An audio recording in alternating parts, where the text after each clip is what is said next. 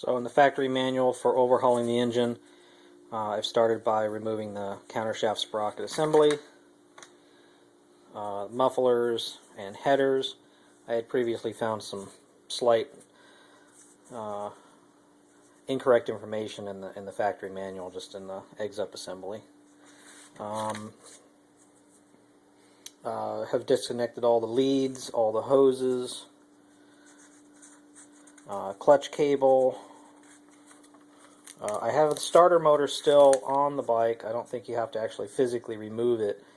It's not a stressed member or anything. I'll probably remove the starter motor once the engine's out. And then we're here, page 4.6. This is where we remove the pinch bolts, mounting bolts, and go ahead and drop the motor right out of the frame. Wish me luck.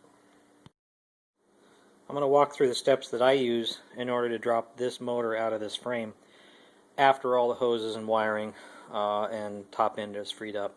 First, I have a support strap up above. This is not really intended to carry any weight, but just in case the motor wants to slip forward, this will help stabilize it. I'll have a pair of hands on the front of the motor to stabilize it. Hydraulic floor jack. This has a nice big cup that supports the bottom of the motor really well. Just a little bit of pressure up to relieve stress on the mounting bolts as I remove them, and then we'll lower this down hopefully and be able to slide the motor out the side. First step is to remove the frame mounting bolts in the front. On the right side of the bike there's a pinch bolt. You loosen this, take the mounting bolt, washer, spacer right out. Same on the other side. I've loosened my swing arm bolt. If this is tight, it can tend to hold the frame, hold the motor into the frame a little.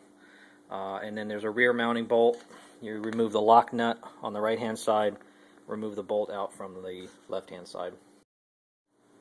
There are two mounting bolts on the left hand side of the bike. I have the front one already removed. I'm going to remove the back one next, and then we'll take out the rear mounting bolt right here. I've already loosened the swing arm assembly. Also, my chain doesn't quite clear my countershaft sprocket spindle, but I believe when the motor starts to come out, I'll be able to slide this just off to the side and get it out of the way. Alright, I've got all mounting bolts removed from the right and left upper, and also the bottom rear mounting bolt, which is just under the swing arm pivot point. The last bolt that I'm going to remove is the upper rear, and that's why you have holes in the frame on either side to get access to this mounting bolt. You remove the lock washer from the right side, and then you extract the bolt from the right side, and that's when the motor should come free. Alright, after we got all the bolts loosened up, the motor was still a little sticky in the frame. I had to push it up with the jack, bring it down a little bit, push it up, bring it down. With a pair of hands up on the upper side of the engine, I was able to get it loose enough to just lower the hydraulic jack straight down. And so that's what we've got now.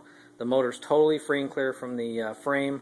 The jack is all the way down. I should be able to just, ease the jack out the side here and bring the motor straight out. Then it's a matter of putting it either on a pallet or on a mat on the ground, or even bring it up to my workbench.